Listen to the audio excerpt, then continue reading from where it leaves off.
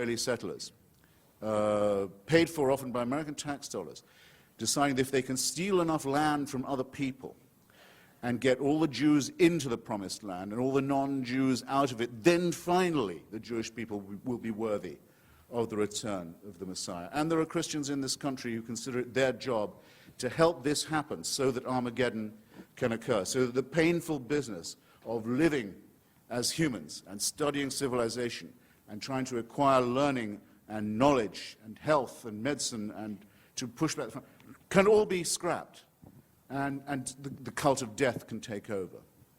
That, to me, is a hideous thing in eschatological terms, in end times terms, on its own, a hateful idea, a hateful practice, and a hateful theory, but very much to be opposed in our daily lives, where there are people who sincerely mean it, who want to ruin the good relations that could exist between different peoples, nations, races, countries, tribes, ethnicities, who openly say they love death more than we love life, and who are betting that with God on their side, they're right about that.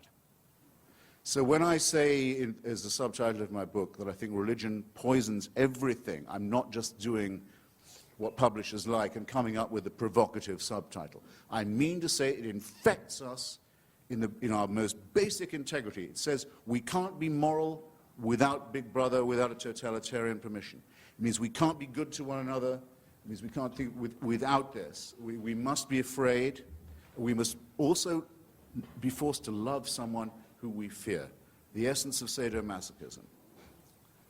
The essence of abjection. The essence of the master-slave relationship.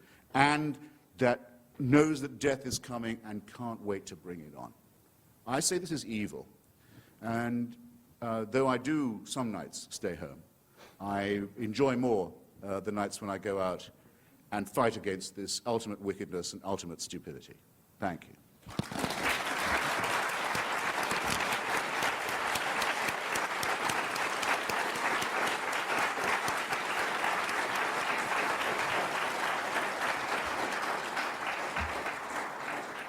Dr. Turek, your close.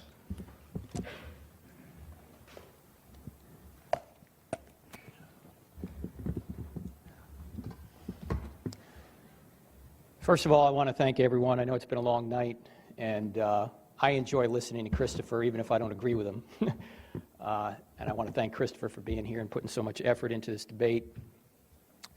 Let me just clean up a few things that I wasn't able to respond to before, and that is this issue of design, where Christopher seems to say because things are going to oblivion, it wasn't designed.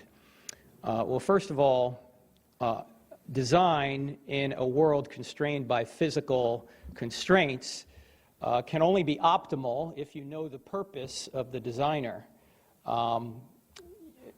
Stephen Jay Gould had a book years ago called Panda's Thumb, where he complained that the panda's thumb was not as good as our thumb. It only seemed to enable the panda to strip bamboo. Well, maybe that's all the panda was supposed to do, is strip bamboo. You can't say it's suboptimal design unless you know what the purpose of the designer was. My car is not designed perfectly, but it's still designed.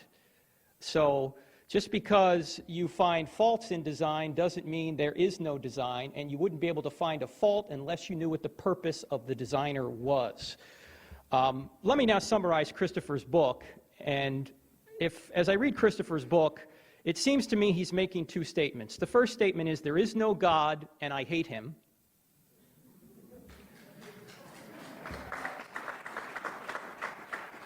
After all, Christopher defines himself as an anti-theist, not an atheist, but an anti-theist. And that's why he couldn't even respond to the question, what might change your mind? Nothing is going to change Christopher's mind. His mind is made up.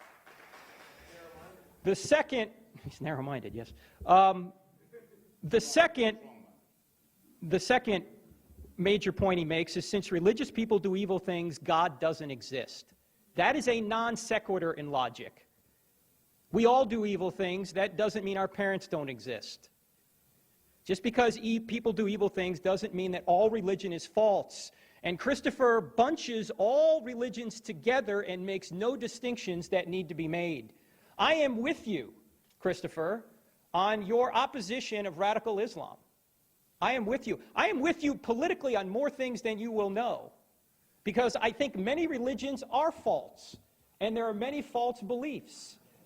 In fact, many religious people, here's the points Christopher makes, and he's right about many of these things. Many religious people have behaved terribly. Many religious beliefs are false and can't be justified.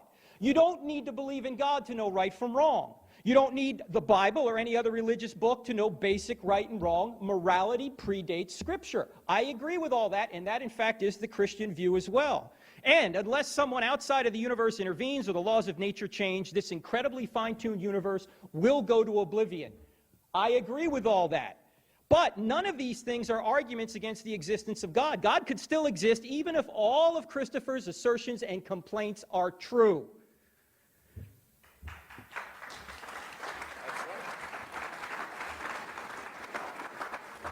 Let me also point out that religion does not poison everything. Everything poisons religion.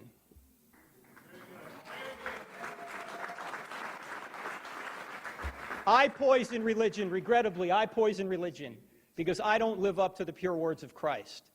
And that's why Christ had to come, because none of us live up to it. But we know what the standards are because there's a standard beyond ourselves.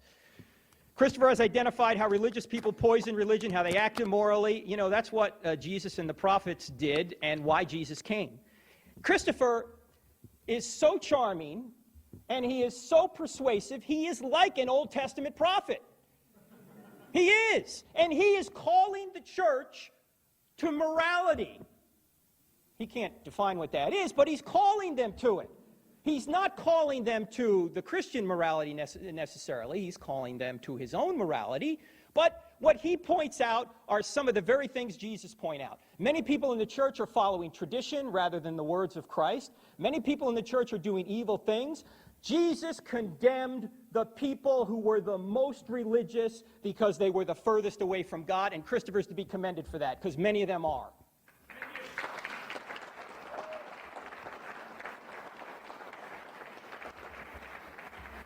But unlike Jesus, who appealed to God's standard of morality, Christopher's atheism affords him no objective moral standard by which to judge anything wrong, including all the sins of religious people: circumcision, sexual restrictions, suicide bombing, etc. He has to borrow objective morality from the theistic worldview in order to argue against it. He has to assume God in order to deny him. He has to sit in God's lap in order to slap his face. He also has to borrow aspects of the theistic worldview in order to even get his worldview off the ground. He has to borrow the universe, which is a pretty big issue. He has to borrow fine-tuning, life, reason, math, human freedom, and consciousness. Notice he never addressed any of those things. Where do those come from in an atheistic worldview? Christopher, in the last chapter of his book, talks about we need to get away from all this religious stuff and we need to go to Enlightenment values. What are Enlightenment values? Well, here is what Christopher says on the last page of his book.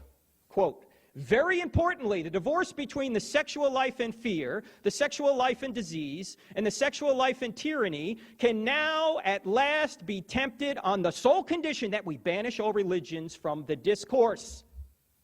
It appears that Christopher is rebelling against the church lady here. He doesn't like the restrictions on sexuality. Is it true that if Jesus said, sleep with anybody you want, Christopher would be a Christian? I don't know. But that is what he's rebelling against.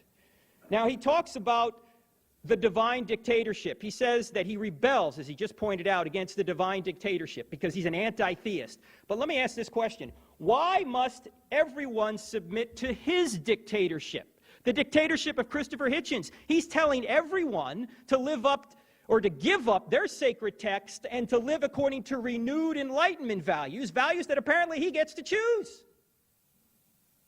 Christopher, in effect, wants to replace God. He wants his values. He wants you to adopt Enlightenment values. Christopher never answered the questions and the evidence that I brought up.